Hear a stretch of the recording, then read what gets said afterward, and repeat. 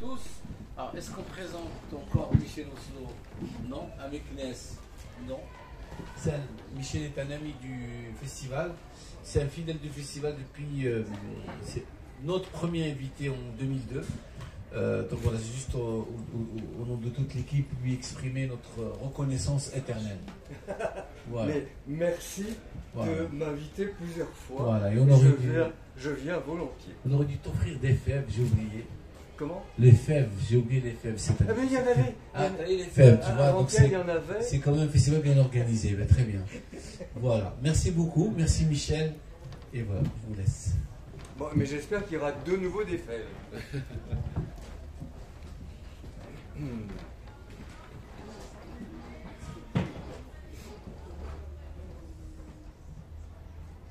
Alors, à part les fèves, bonjour d'abord. À part les fèves, qu'est-ce que vous aimez au FICAM? Bien. Oui. Et il y en avait, c'était très bon. On mange très bien ici. Je peux parler dans le micro? Mais je peux porter la voix. Bonjour, ça va? Et je vous prête le micro hein, quand vous voulez. Merci. Pardon, je répète ma question. J'ai dit à part les fèves. Pardon, j'avais pas. J'ai dit à part les fèves, qu'est-ce que vous aimez au FICAM? J'aime le FICAM même quand il n'y a pas de fèves. J'aime d'abord sa naissance. C'est né avec un jeune homme qui aimait le cinéma et le dessin et déterminé à faire quelque chose de bien. Il a fait quelque chose de bien. C'est un départ propre, honnête, le désir de faire découvrir aux autres de belles choses qu'en principe on ne connaît pas, on ne voit pas et qu'on ne peut pas atteindre. Et les festivals, c'est ça, on voit des choses qu'on ne peut pas voir ailleurs. Ce que j'aime ici, bon, il y a d'abord cet institut français qui est privilégié, c'est le plus beau que je connaisse, c'est un oasis. Le festival, parce qu'il est bien parti, se développe bien. Chaque fois que je viens, je vois qu'il est plus gros, mais sans devenir méchant. Là, il y a maintenant 3 fois plus de place pour déjeuner. C'est très beau, c'est très cinématographique, c'est ces grands voiles et ces luminaires. Une chose que j'aime, c'est aussi que... il y a de nombreuses choses que j'aime. Une autre chose que j'aime, c'est qu'on invite beaucoup de gens intéressants. Et Mohamed est parvenu à inviter petit à petit toutes les vedettes de mon petit monde de l'animation. Tout le monde vient petit à petit. Et alors, il n'y a pas que des vedettes, c'est ça aussi que j'aime. Dès le début, on a montré des films en dehors de ce périmètre. Et on est allé dans la vieille ville, et maintenant ça va encore plus loin, et ça me plaît beaucoup. Je sens aussi des habitués, des jeunes gens qui sont venus ici quand ils avaient 5 ans, et qui ne peuvent plus se passer de ce rendez-vous annuel. Tout ça me plaît énormément. Voilà. Merci.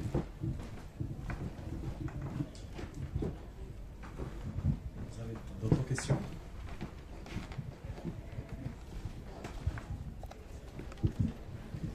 Bonjour Monsieur Michel.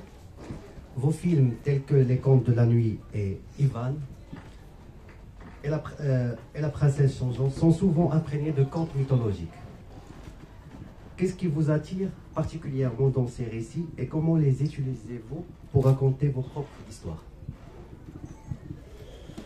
C'est pas tout à fait la mythologie, c'est plutôt les contes de tout le monde qu'on racontait le soir avant d'aller se coucher, mais qu'on racontait aux adultes plutôt qu'aux enfants. Les contes m'intéressent, c'est mon langage. Ça me vient naturellement, et c'est quelque chose qui me plaît. J'aime bien que ça ne soit pas trop long. Les films de 2 heures ou 3 heures m'épuisent. Et il y a des histoires qui fonctionnent bien, courtes, Et si on les allonge, ça devient mauvais. Et si on leur laisse leur longueur à elles, c'est très bon. Et j'aime bien faire ce très bon.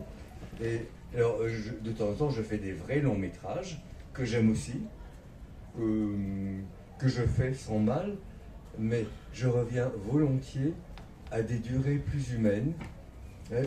Celui dont vous parlez, Ivan Sarevitch, La princesse changeante, c'est moins d'1 heure. Le spectacle est moins d'1 heure, il y a seulement 4 contes. Et j'aime ce spectacle parce qu'on sort reposé, pas abruti, on a tout compris. Alors dans le premier, c'est la maîtresse des monstres, c'est un conte à moi. Je ne l'ai pas pris dans les contes des autres. C'est regarder les problèmes, même graves, en face. Et c'est ce que j'ai fait à certains moments dans ma vie. Il n'y avait aucune raison pour que je continue à vivre, parce que tout était mauvais à tous les étages. Mais au lieu de me suicider, j'ai froidement écrit tout ce qui justifiait que je me suicide. Là, vraiment ça va pas, là ça va pas, là ça va pas, là ça va pas, là ça va pas. Mais une fois que je l'ai écrit, j'étais un petit peu au-dessus de ces problèmes qui étaient vrais. J'étais un petit peu au-dessus. J'avais maîtrisé quelque chose. Je l'ai mis noir sur blanc, moi avec ma main. Et ça a tout changé. Le second, c'est une chose rigolote, 1001 nuits comme d'habitude. Tout le monde aime les 1001 nuits. C'est pas un conte spécialement connu. C'est des petites bribes que j'ai prises à droite et à gauche. Il y a aussi quand même cette base des 1001 nuits, une civilisation, on va dire, arabo-musulmane, même si quelquefois elle n'est pas musulmane ni arabe. Mais l'Orient, les turbans, les bijoux, les sorciers, et là je me suis amusé avec cette histoire, et c'est pour amuser les gens. Mais il y a aussi toujours un petit message.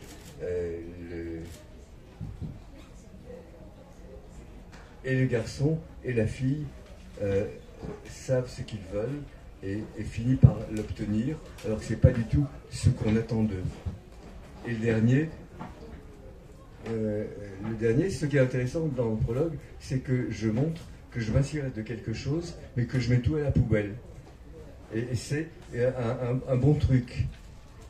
Mais j'annonce que ça vient de l'oiseau de feu et le loup gris, mais que je vais tout changer. Vous aimez brouiller les pistes. Comment ? Vous aimez brouiller les pistes. Non, je ne les brouille pas, mais dans ce conte célèbre russe, le héros Ivan Sarevitch, il fait rien. C'est le loup gris qui fait toutes sortes de choses, qui fait des choses intéressantes parce qu'il se transforme. Et pourquoi est-ce qu'il est aussi gentil avec le Tsarevitch ? Il n'y a aucune raison. Et la princesse, elle est ennuyeuse et elle s'ennuie. C'est rien du tout, cette princesse. Donc, ça ne va pas, mais j'ai aimé l'idée d'un personnage qui se transforme. Donc, j'ai gardé cette idée. Et ce pouvoir fascinant et cinématographique, je l'ai donné à la princesse qui devient quelqu'un d'intéressant et qui devient le personnage principal. Et en plus, je jouis de la vieille Russie, savoureuse, colorée. Voilà, je gagne sur tous les tableaux.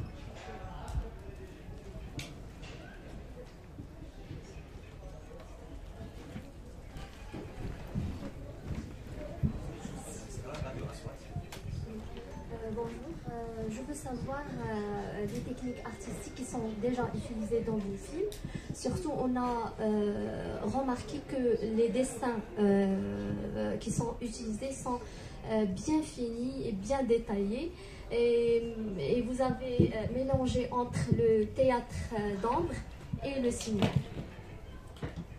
Alors, ce mélange entre le théâtre d'ombre et le cinéma, c'est pas moi, c'est Lotte Reiniger, une Allemande qui a fait un des premiers longs métrages d'animation, qui s'appelle d'ailleurs le prince Ahmed.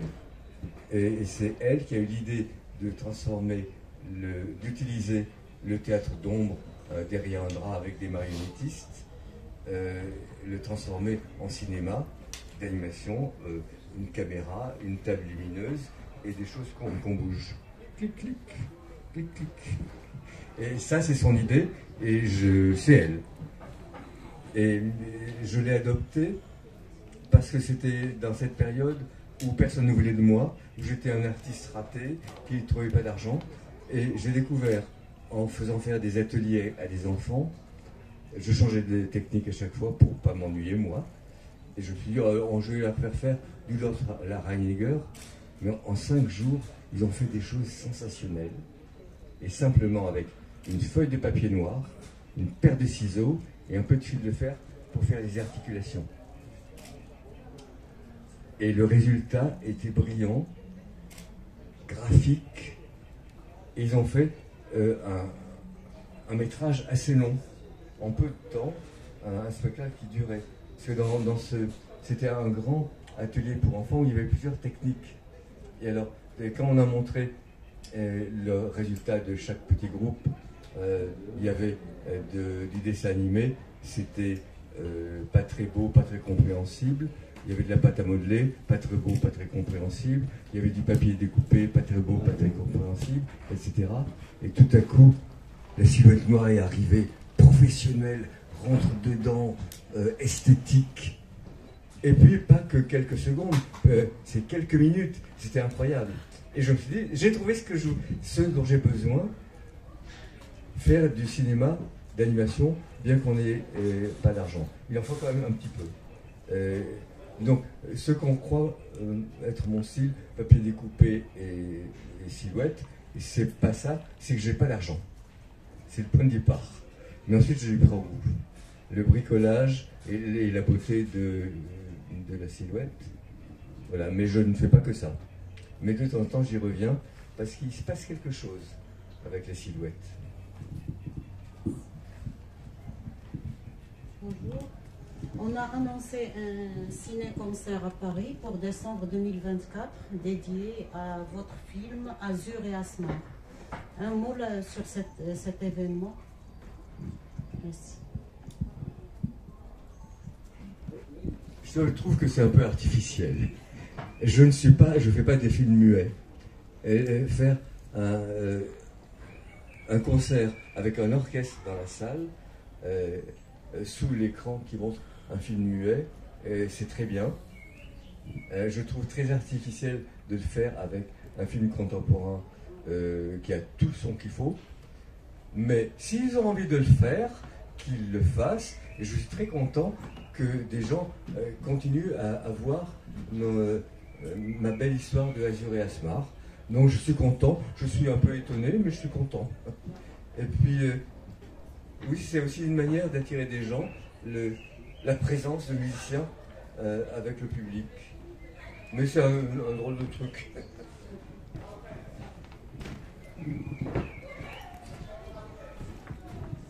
Et ça a eu du succès. Il y avait 4 grandes salles, 4 ou 5, toutes pleines.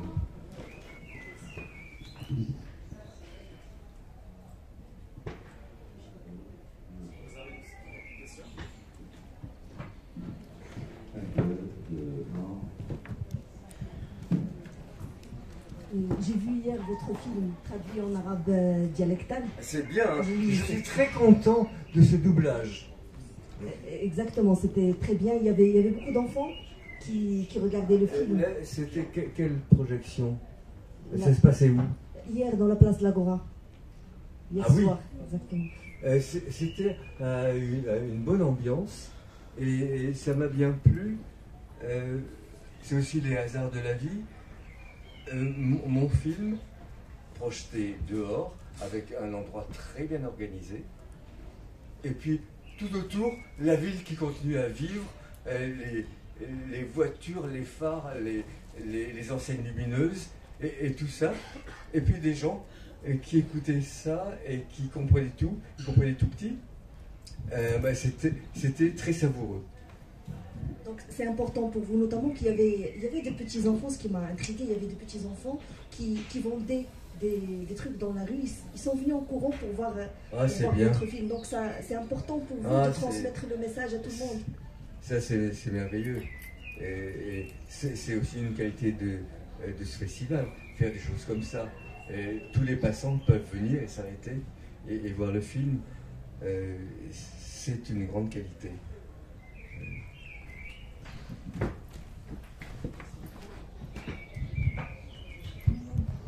Monsieur Michel, comment vous regardez maintenant Kirikou, 26 ans après?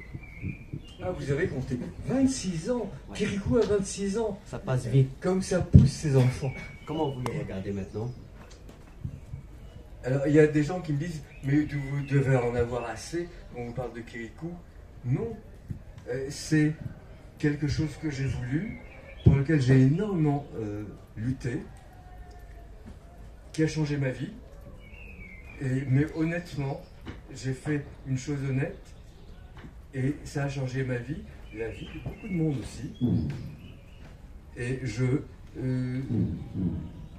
suis content de l'avoir fait, et je ne suis pas gêné qu'on me pose encore des questions sur Kirikou. J'y réponds volontiers. Et tout ce que j'ai mis dedans était sincère, et 26 ans après, c'est toujours vrai. J'y crois toujours. Mais est-ce qu'il a été bien distribué au Maroc, ce film? Parce qu'il y a quand même des choses audacieuses. C'est la première fois, et pour l'instant la dernière fois, qu'on commence un dessin animé pour la famille par un accouchement à l'écran. L'enfant qui sort entre les cuisses de sa maman. Il y a aussi que le héros est tout nu, et on voit que c'est un garçon, et toutes les dames sont torse nu. Parce que quand j'étais petit, j'ai passé toute mon école primaire à Conakry en Guinée. Et c'est mon enfance. Et toutes les dames, les hommes et les femmes étaient torse nu. Et c'était bien. Je me rappelle, étant petit, admirant les seins des jeunes filles. C'était beau, elles étaient en plein soleil, une belle peau, une belle couleur. Et puis il y avait les plus moins jeunes et les vieilles avec les seins tombants comme des outres. Mais c'était quelque chose de sain parce que on connaissait la vie, on était au courant de la vieillesse. C'était ça. Et une de mes collaboratrices, quand elle a vu tous les dessins des femmes du village, elle m'a dit: c'est bien, tu as fait une vieille avec les seins tombants. Toi, tu savais tout ça quand tu avais 7 ans, parce que tu étais en Afrique. Moi, je ne savais rien. Et quand au Beaux-Arts, j'ai fait pour la première fois une classe de nu, que j'ai fait une femme d'un certain âge, nue, avec les seins tombants, j'étais horrifié. Personne ne m'avait prévenu. Tandis que moi, l'Afrique m'avait tout dit. Et c'est quelque chose que je voulais transmettre, la pureté des corps. Tout va bien, on vit. Et l'animation justement vous permet d'aller jusqu'au bout des choses. Je pense que l'animation nous permet beaucoup de choses. Je me sens plus libre qu'un réalisateur de vue réelle. En gros, je demande la permission à personne, et le budget ne dépend pas tellement de ce que je vais montrer.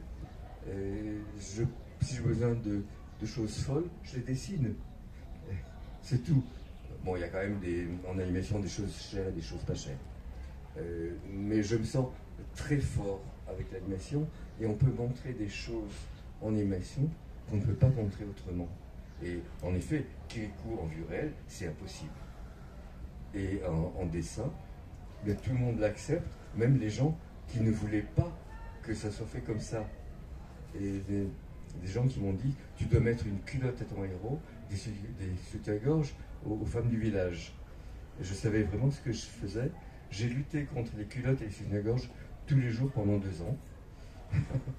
Et je pense que c'est ça qui donne un sentiment de pureté. C'est un peu original et un peu audacieux, mais on sent bien que c'est pur. Et depuis votre approche, dont vous utilisez des styles variés, comment vous optez maintenant pour une approche ou une narration visuelle la plus adaptée à vos films? Maintenant, je suis tombé dans la 3D informatique. C'est très commode. Je lui garde un aspect artificiel parce que c'est un conte de fées, c'est pas un documentaire.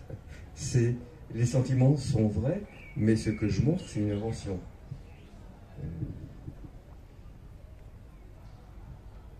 J'ai eu beaucoup de plaisir à faire, à vivre aussi mes films sans argent, parce que je bricolais avec mes doigts, et j'aime ça. Et quand on voit que c'est du papier et que ça bouge quand même, il y a un côté magique qu'on n'a pas avec l'image informatique.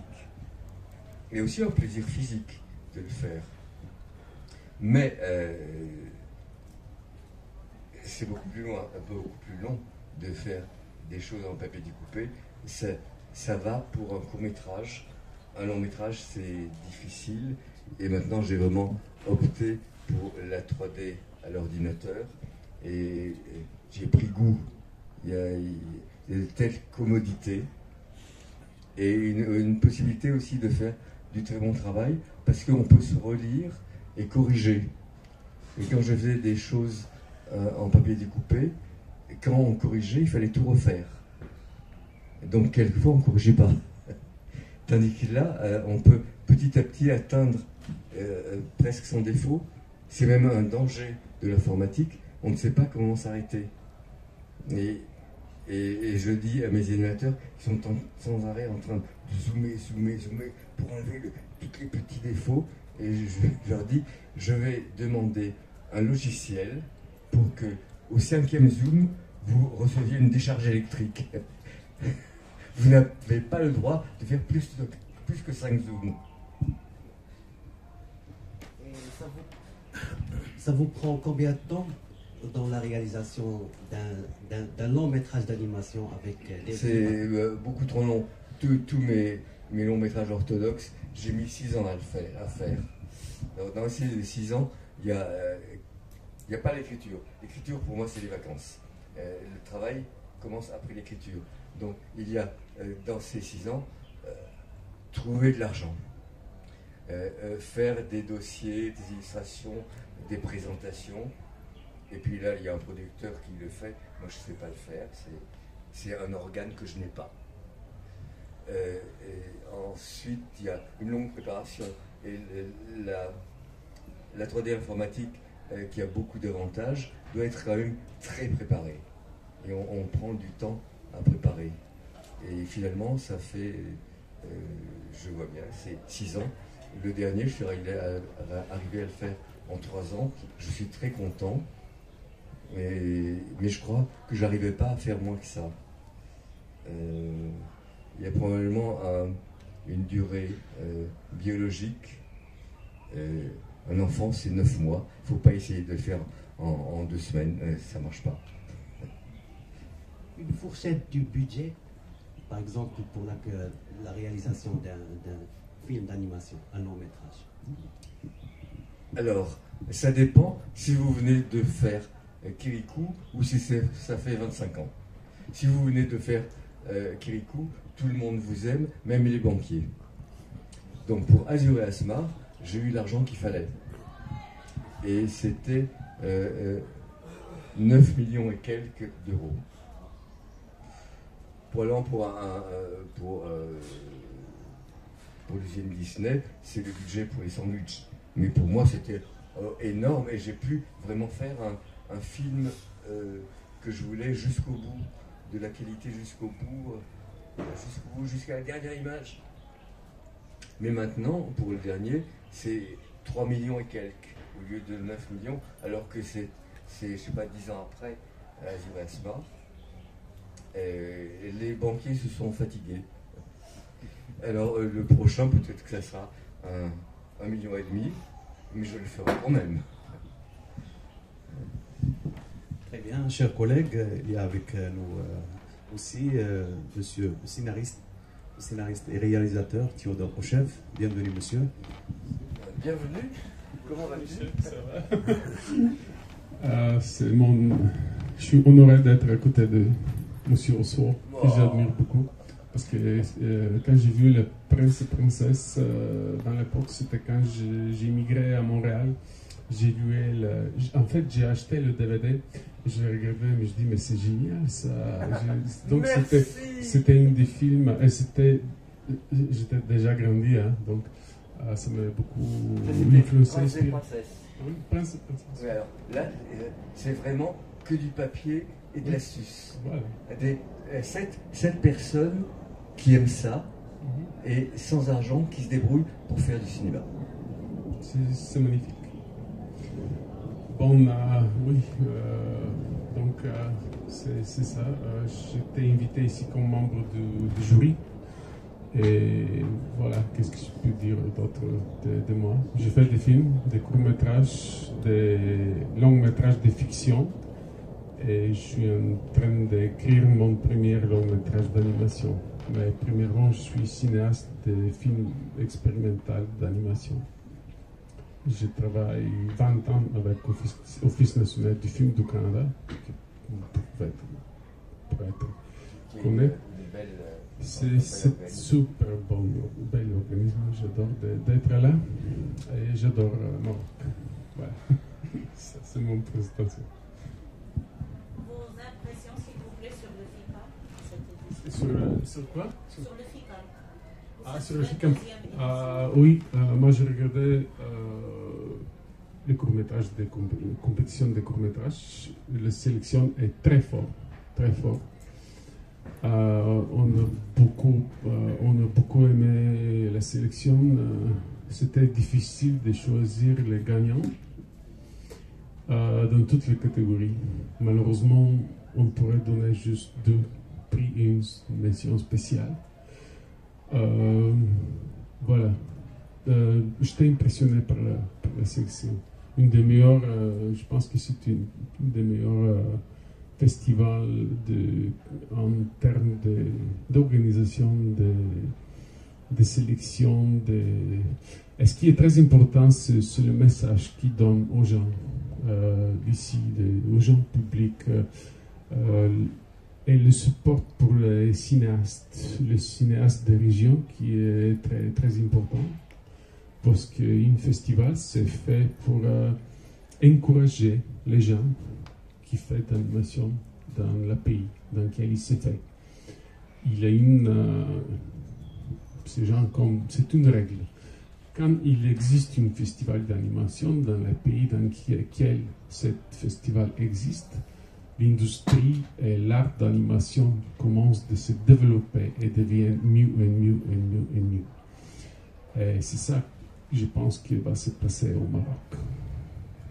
Avec FICAM, donc c'est pour cette raison-là, je trouve que ce festival est extrêmement important, pas seulement pour le Maroc, mais pour la région. Voilà.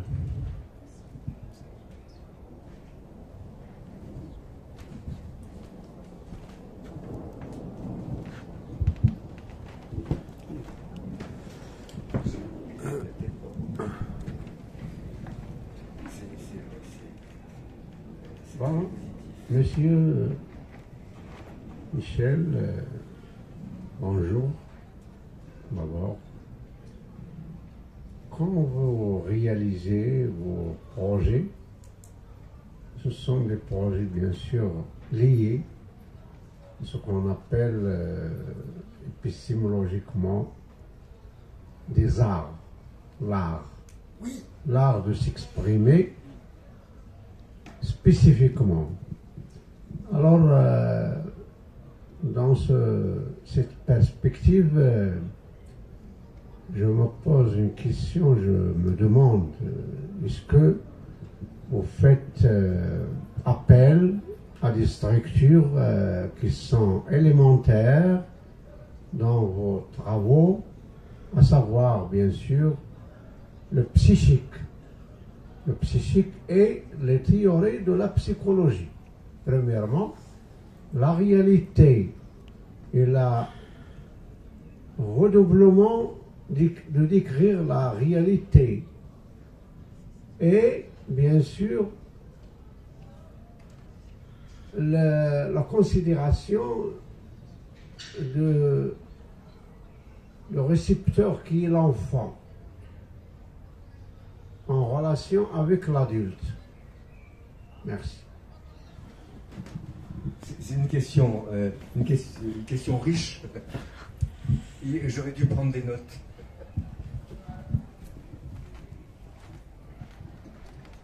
Une grande part de mon cinéma, c'est quand même instinctif.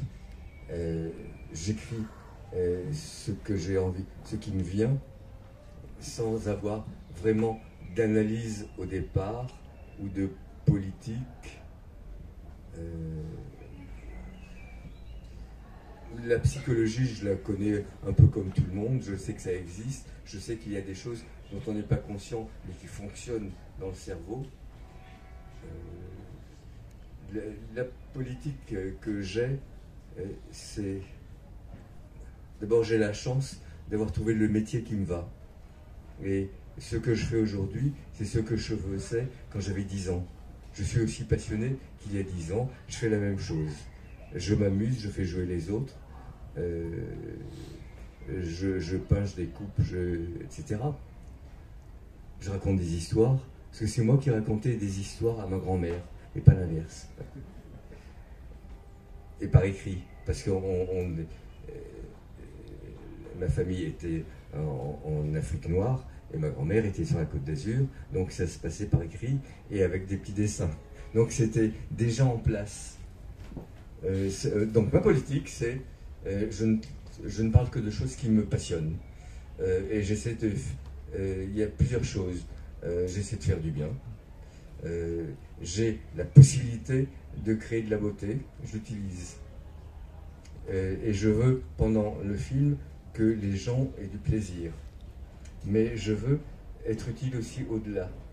Transmettre des choses, mine de rien, que ça dure en dehors du cinéma.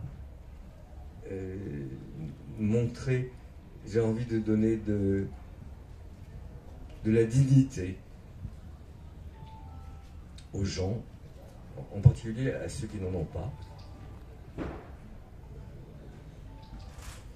Voilà, donc plaisir immédiat et quelque chose au-delà, plus tard.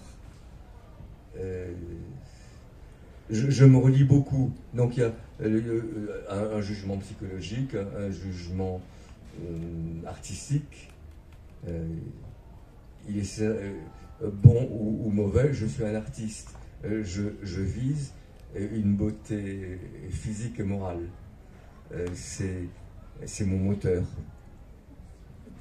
Mais donc je me relis beaucoup, sans aucune pitié, comme un professeur antipathique à la recherche de toutes les petites erreurs. Et je pars en rouge quand c'est pas tout à fait, quand ça fait, c'est un peu fêlé. Oui, ça a l'air honnête, mais ça n'est pas tant que ça. Voilà comment je fais. Et il y a aussi une part d'innocence. Je dis ce que je pense devoir dire sans chercher à briller dans les salons. Tout en sachant que quand on n'essaie pas de briller dans les salons, quelquefois on brille dans les salons. Mais ça n'est pas mon objectif, briller dans les salons. Et c'est aussi un ton qui peut toucher les gens, une certaine innocence. Je suis en fait l'idiot du village. Je ne sais pas très bien comment on fait. Quand j'ai débuté, il n'y avait pas d'école d'animation. On ne connaissait pas le mot animation. Les quelques studios qui existaient en France n'étaient pas intéressés par moi. Donc je ne sais pas comment on fait. Je fais des films mais sans savoir comment on fait. Voilà, donc je suis l'idiot du village. Mais un artiste comme vous, bien sûr, ont installé leur œuvre en pensant au devenir des générations. Oui. Sinon, ils font calquer la réalité telle qu'elle est. Je suis toujours en train de transmettre des choses et je mets des petites graines partout. Ça ne se voit pas tout de suite, mais je sais qu'il y a une partie des petites graines qui ne germeront jamais, mais il y en a qui germent et je l'ai vu. Et je pense que ce qui nous différencie des animaux, c'est transmettre. Une maman chat peut enseigner des choses à son petit chat, mais elle s'enseigne la même chose que la maman chat du temps de Ramsès II. C'est la même chose. Mais nous, notre maman nous en transmet beaucoup plus. Elle nous transmet des millénaires de civilisation. On n'a pas besoin de réinventer le feu ou la roue. C'est sensationnel. On n'a pas, j'ai pas eu besoin d'inventer le cinéma. On l'avait déjà fait et on me l'a transmis. Et en effet, je pense qu'il faut transmettre. Et j'ai bien conscience de transmettre beaucoup de choses dans mes films, et même des choses invisibles.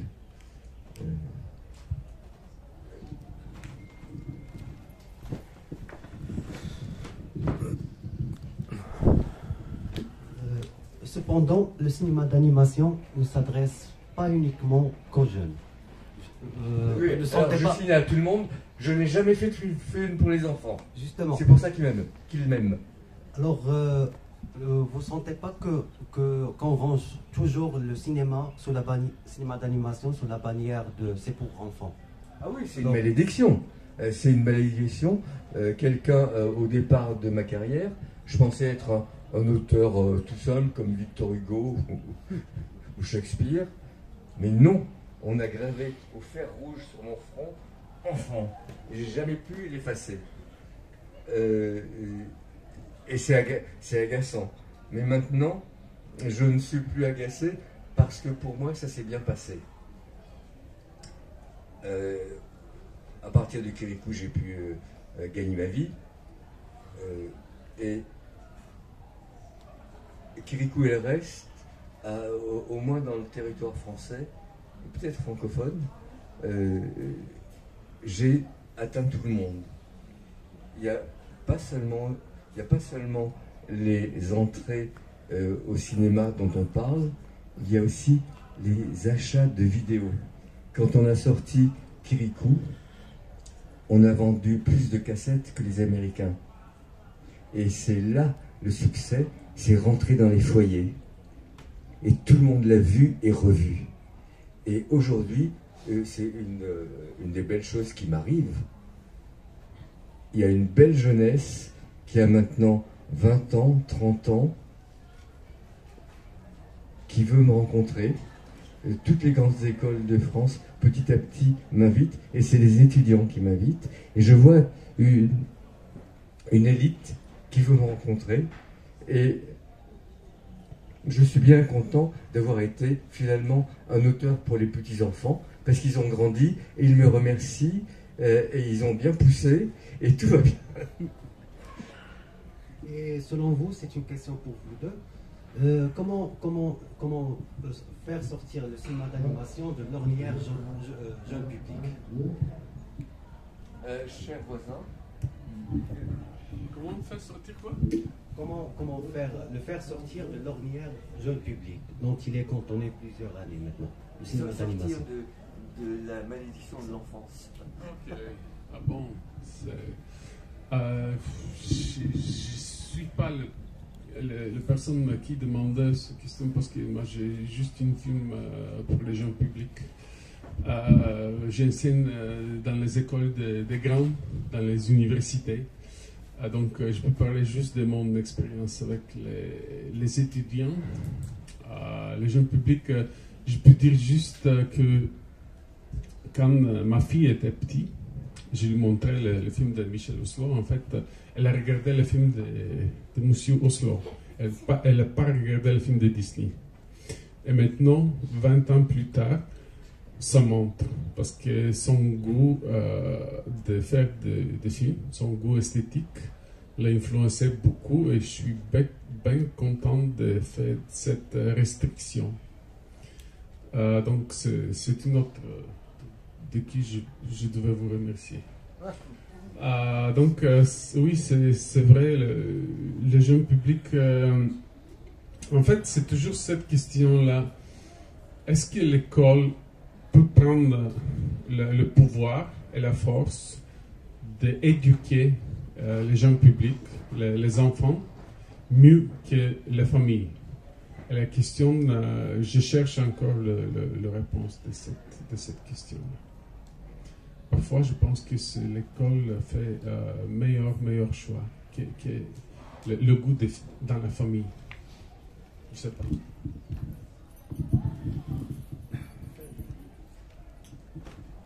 Je pense que c'est en train de venir. C'est déjà arrivé il y a longtemps au Japon. Il y a vraiment de l'animation pour les adultes et pas pour les enfants. Et puis, pour des catégories très différentes d'adultes. Il y a même l'homosexualité masculine pour les femmes. C'est ahurissant.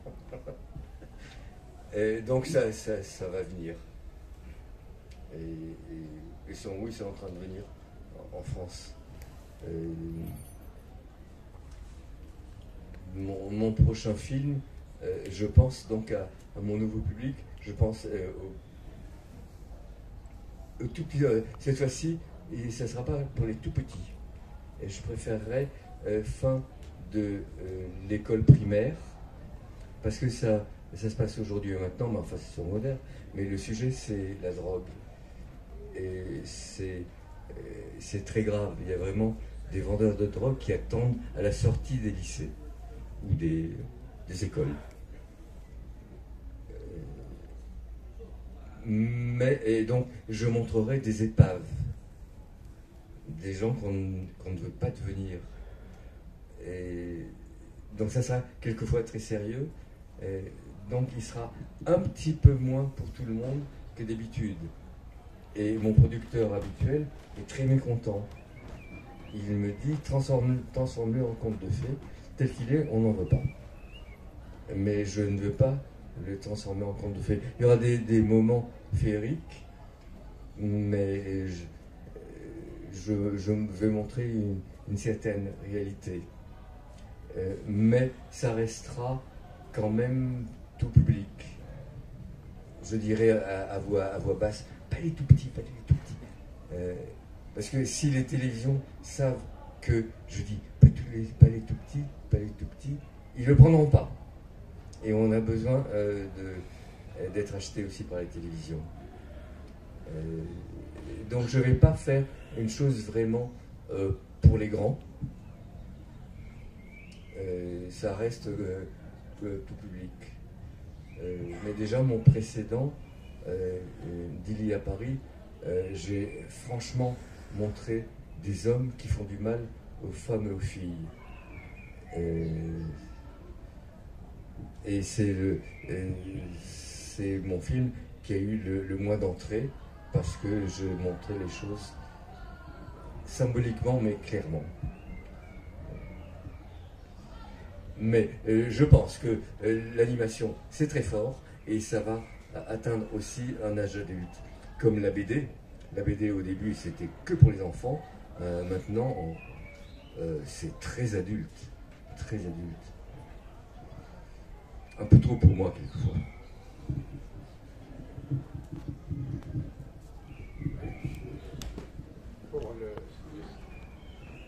Vous avez bien sûr posé une problématique qui est très très claire.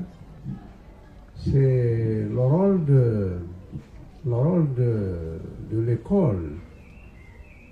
De l'école au lieu des parents dans l'orientation des enfants dans plusieurs sens. Mais je vois que l'école n'est pas indépendante parce que c'est un appareil idéologique de l'État, comme a dit Louis Althusser dans son livre intitulé bien sûr intitulé je me souvenir de titre. Il y a ce manuel, il est là dans la bibliothèque. Alors l'école est un appareil parmi les autres idéologiques de l'État. L'État se charge de la politique de l'enseignement et de l'éducation. Elle ne peut pas tracer le trajet et la prolongation du succès éducatif que selon sa politique. Alors en France, par exemple, au XXe siècle, il y a deux sortes d'écoles. L'école des élites et l'école du public. L'école de l'élite, en 19e siècle, la fin du 19e siècle, le premier du 20e siècle, cette école se charge d'élite qui s'instruit pour devenir des cadres de l'État. Alors que l'école publique se charge de ce qu'on appelle des ouvriers, des manœuvres, des ateliers, des ouvriers d'ateliers, etc. C'est très pessimiste. Bien sûr, c'est la politique de la France. Je ne suis pas responsable de la politique d'un État. Moi, je serai, peut-être, je serai, et je suis, parfois victime d'une politique d'un État. Alors je ne veux pas développer les choses ici parce qu'elles méritent une belle conférence. Mais je dis que le rôle de l'école dans tous les pays actuellement se combinise seulement avec le rôle des parents. Le rôle des parents est très essentiel que de l'école, celui de l'école. Pourquoi? Parce que les parents, ce sont eux qui implantent des notions dans le cerveau de l'enfant dès l'étape de la sensation. En allant vers l'état de la notionnalisation. Alors l'école, qu'est-ce qu'il doit faire là devant cette charge des parents qui est bien sûr précoce?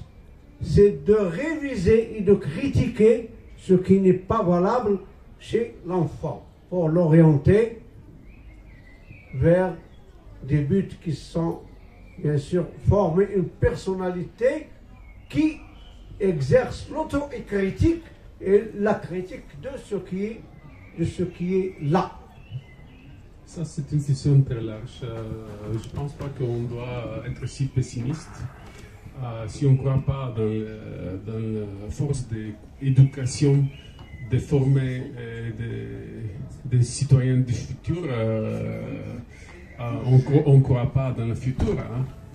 On ne peut pas dire que les écoles sont une erreur.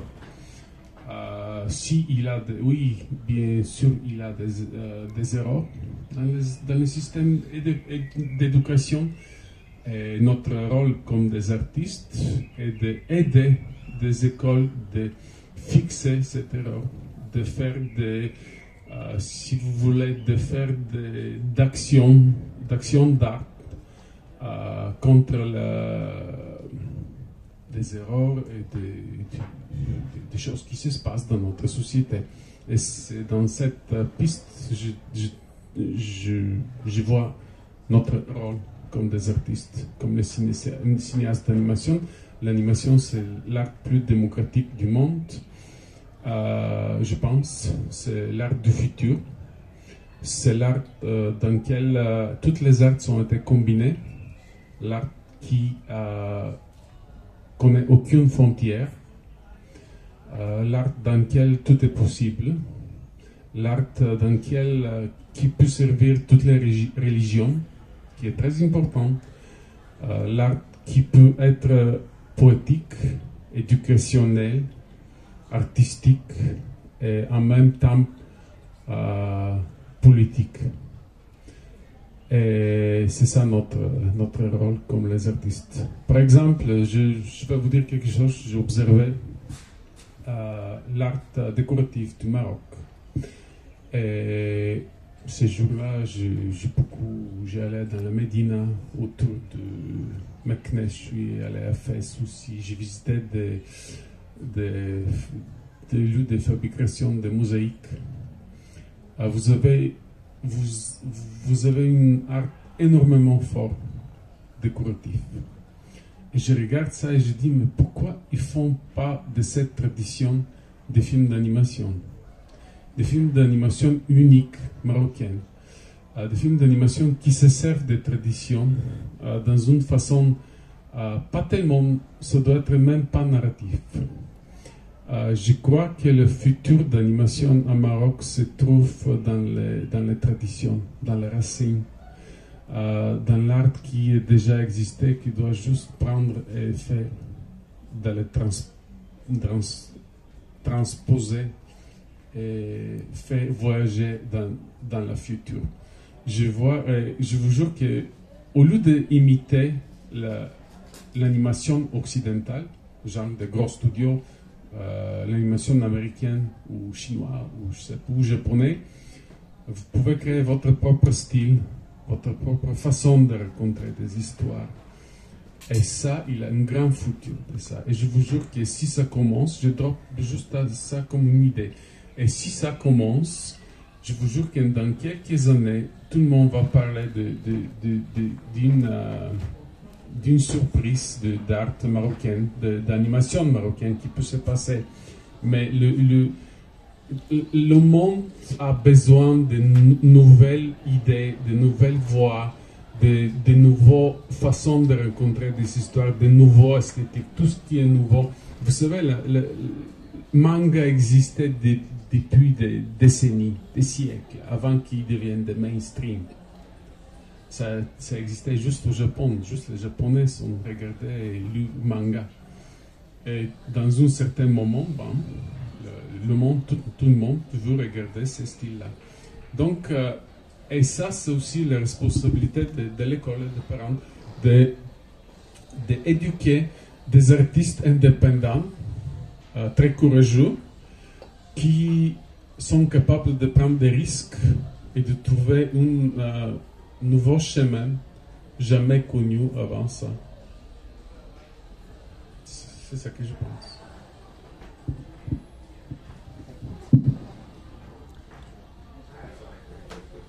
Merci beaucoup. Merci. Bah, c'est fini. C'est bon. Merci beaucoup, chers collègues. Déclaration.